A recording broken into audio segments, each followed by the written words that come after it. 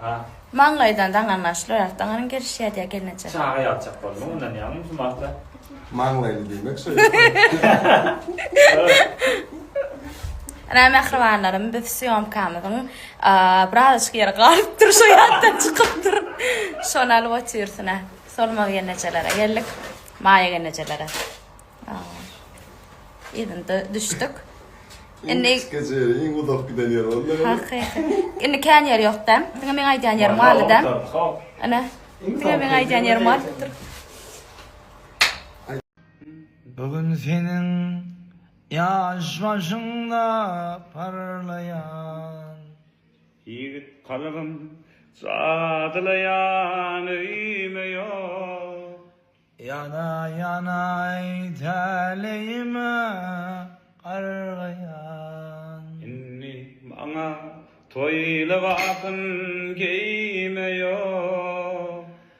bak sözlü yarım Sözlerinden doymaya Böyle yarım gözlerinden doymaya inni sana gülümlenem demiyor. Bu dünyanın sensiz bana sevmiyor Sevmiyor Sevmiyor Rabotu söylerler, hormat koyarlar, canın sağ olsun. Ana hafiden küçücük geldi mi bugün benim yanıma toya gelipdir. Osmançık. Ulla kan oğlan olsun ha. Ulan daydım soracak mı seni? Üstünlük arzu ediyen. Nesip bolsa ulla kan yıldız olmağın arzu ediyen. Azağını yerine düşsün. Aydım aytıp verecek mi ya? Aydım aytıp verecek diye. Han aydane? Alatını iyadan gitken onca gündüzden sende. Ana şunu almağım kıyınıyor ne? Berekella. Üstünlük arzu ediyen.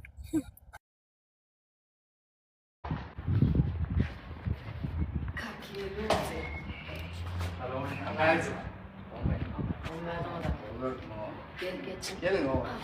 Lazım mı? Günlük yerden nerede koy?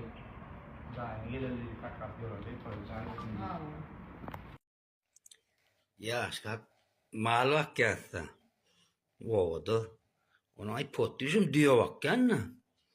Aynı diyor bak yanında beyle yanında da kayıt gelinir paltayı işleyerler de. Ondan kulağım şu gün örten koşluğa çıkan bir bağ var. Lokan son şartını oturup koşluğa yerlerde iyi içerler, çay içerler. Ay potuşum ne boş vakit baran vurup kayıtları işlep örka. Ay şöyle gururlarının layına di bağ kadarmış yara. Kayıtlarım geliyor çöreği oturan gün örten.